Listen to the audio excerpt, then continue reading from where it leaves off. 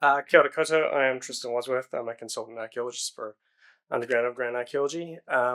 When I was a kid, I was big into dinosaurs, and then as I got older, I maintained that. Dinosaurs are still very cool, but I realized that people also did all the stuff that dinosaurs do, plus a whole lot more. Um, uh, and they leave behind the remains of all that. So things like built structures, activity areas like a honey pit up in the sort of bottom left, I suppose. Sometimes the physical remains of the people themselves, and mostly it's remains of things that people have lost or deliberately thrown away. Uh, in consultant archaeology in New Zealand, the work is legally mandated by the Heritage New Zealand Act, which states that anything built or put into the ground prior to 1900 is protected, and you need a special consent before you can modify or damage it. So that covers obviously the majority of Māori occupation in Aotearoa, and for Pākehā colonisation, sort of the first 50 to 100 years. In essence, I'm a trowel for hire. Clients come to Underground Overground and say, I'm about to do X project.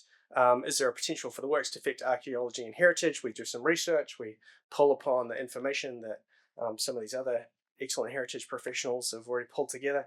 And then we do the work to get the consents, monitor the earthworks, investigate the features as they come up, do the analysis after the fact, and then write a report so the information is publicly available.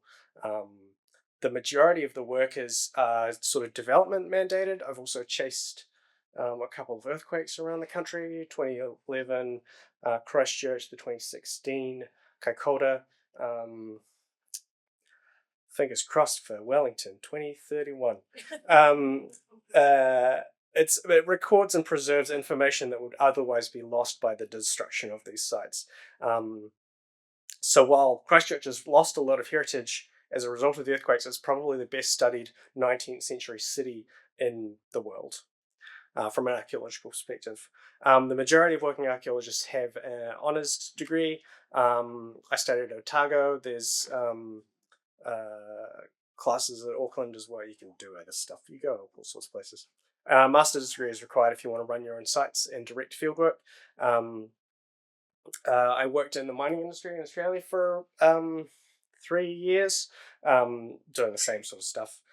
Really opened my skill with stone tools. A lot of archaeologists, it's quite a multidisciplinary field, so a lot of archaeologists come from ecology, botany, zoology, documentary, oral history, statistics, all sorts of stuff, chemistry.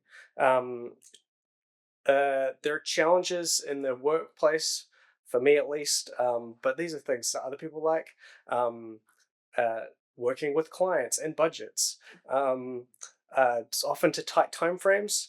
And the archaeology is preservation by record. It's inherently destructive. You have to dig the sites to investigate them, and you can't just put all the dirt and stuff back in the ground the way it was. So it can be challenging to be someone that loves the past, but your main interaction with it is sort of destroying the heritage and transferring it into a different form.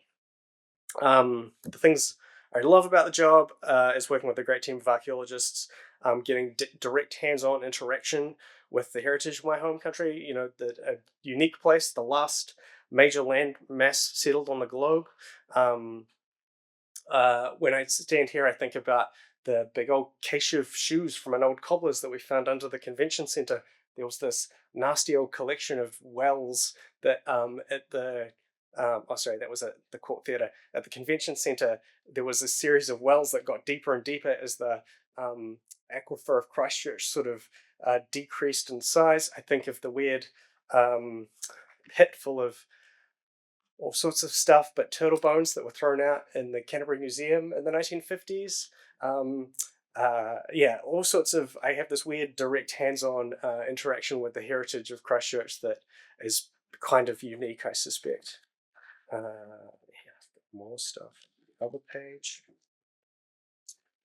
I love the mix of the physical and the cerebral, office research and the physical digging. Being maybe the first person to encounter something that's been in the ground unseen by anybody else for maybe hundreds of years. the inherently personal nature of the artifacts, the thrill of discovery, putting together both that physical and mental puzzles, trying to figure out what's this thing, what were these guys up to. It's if you're interested in people or culture, it's a really great job. So to end, here's just some cool stuff we've found around the place. This is a cache of stone knives that I found in Australia, where somebody had like made like these 20 about that long stone blades, and then just like stacked them up and put them on the rock on top of them, and then just never came back. Obviously, there's this walking stick with a sheep's foot for a handle that was under a house in I think Mount Pleasant. This on the left is essentially a whole mower that we found out at Redcliffs. I did the maths, and that's like 18 kilos of meat right there. That's like 160-ish quarter pounders worth of kai. And this is a little carved flax stalk waka ama that got pulled out of the Otakaro Heathcote River. So that's like just some cool kid boating sort of thing from back in the day. Yeah, great stuff. Love the job. Sure. Thanks, guys.